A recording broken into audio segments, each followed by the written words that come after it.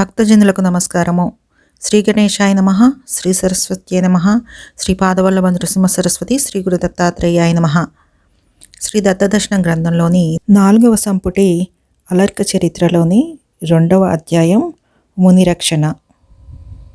ఒక రోజున శత్రజిత్తు నిండు పేరోలగంలో ఉండగా గాలపుడనే మహర్షి వచ్చాడు.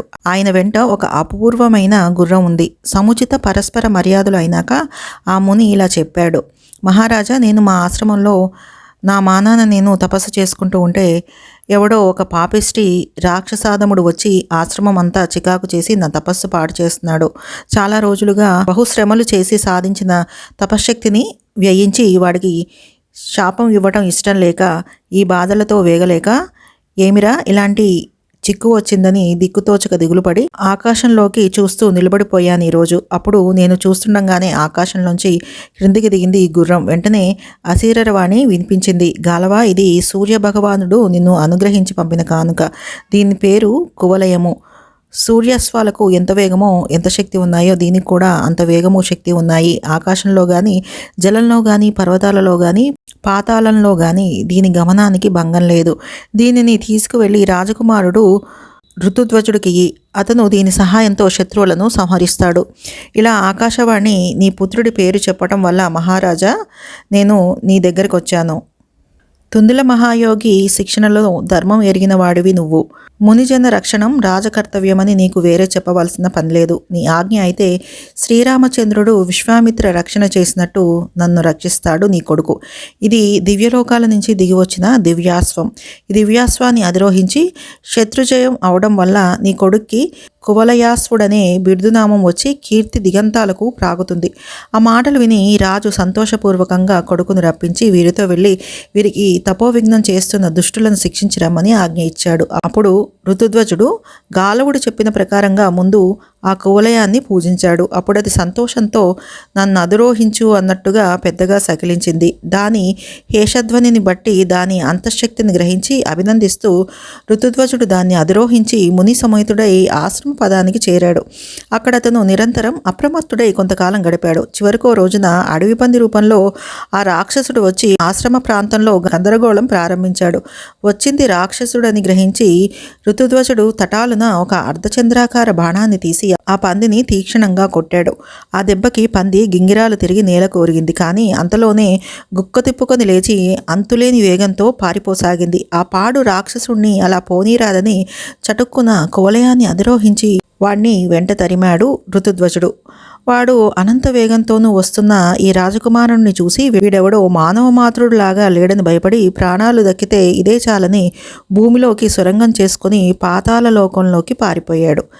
అప్రహితమైన గమనం గల కువలయాన్ని అధిరోహించడం వల్ల క్షణాల్లో ఋతుధ్వజుడు కూడా పాతాళ లోకంలోకి చేరాడు. పాతాళానికి కూడా వెన్నంటి వచ్చిన ఆ రాజకుమారుణ్ణి చూసి ఆ రాక్షసుడు గడగడ వణిగిపోయాడు. అప్పటికి పరిగెత్తి నోట నురుగులు కారుతున్నాయి. అలాగే పళ్ళు బిగపట్టుకొని పరిగెత్తుతూ వాడొక రత్నమయమైన మహాసౌధంలోకి దూరి ఆ కొత్త లోకంలో భవనాల్ని వాటిని చూస్తూ వీడి గమనాన్ని ఋతుధ్వజుడు పసిగట్టే లోపల అంతర్ధానం అయిపోయాడు. అసలే కొత్త లోకం, అందులోనూ మనస్సుకి చాలా హడావిడిగా ఉంది. ఎటు చూసినా రత్నాల మేడలే తప్ప రాతిగోడలు, రాతి కట్టడాలు ఎక్కడా కనిపించడం లేదు. అనేక రంగుల రత్నకాంతులు వీధుల్లో ప్రసరించి కళ్ళు జిగేలుమంటున్నాయి. వీటిని మించి విచిత్ర దీపకాంతులు. ఇళ్ళన్నీ దాదాపు ఒకే మాదిరిగా ఉన్నాయి కొత్తదనం వల్ల.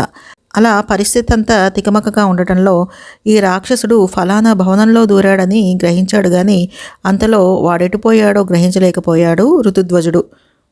ఆ భవనం దగ్గరికి వెళ్ళి వాడెటుపోయాడా అని ఇటు అటు చూస్తూ ఉన్నంతలో అతనికి ఒక మధ్య వయస్కురాలైన స్త్రీ కనిపించింది. మనిషి సన్నగా పీలగా ఉంది, కానీ కళ్ళల్లో ఏదో కాంతి ఉంది. జుట్టు అక్కడక్కడ నెరిసి ఉంది. నుదుట పెద్ద బొట్టు పెట్టుకుంది. ముఖం గంభీరంగా ఉంది. ఆవరణాలు మంచి విలువైనవే పెట్టుకుంది, కానీ కట్టుకున్న బట్టలు చాలా ముతగ్గా ఉన్నాయి. మొత్తం మీద ఆవిడకి శరీర పోషణ మీద అంత శ్రద్ధ లేదని ఆవిడ అలంకార పద్ధతి వల్ల సులభంగానే తెలుస్తోంది.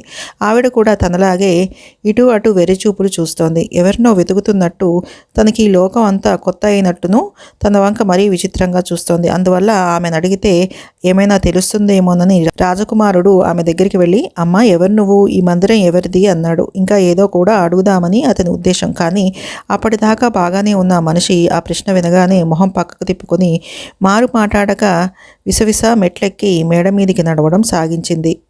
ఋతుధ్వజుడికి ఆశ్చర్యం వేసింది. ఇందులో ఏదో తిరకాసు ఉందనిపించింది. వాడు మాయమైపోయాడు. ఇన్ని భవనాలున్నా ఇంకో ప్రాణి సంచారం కనిపించడం లేదు. కనిపించిన మానవాకారం మాట్లాడకుండా పారిపోతోంది. ఇప్పుడు ఈవిడ్ని వదిలిపెడితే లాభం లేదు అనుకుని రాజకుమారుడు కోలయాన్ని అధిరోహించి క్షణంలో ఆ మహాసౌధం చివరి అంతస్తుకు చేరి పంచపాలిలో గుర్రాన్ని నిలిపి సాహసం వహించి అటూ ఇటూ చూసుకుంటూ ముందరి చావడిలోకి అడుగుపెట్టాడు. తర్వాత ఏమైందో వచ్చే అధ్యాయంలో చూద్దాం. 2వ అధ్యాయం సంపూర్ణం. సర్వం శ్రీగురు పాదారవింద అర్పణమస్తు. శుభం భవతు.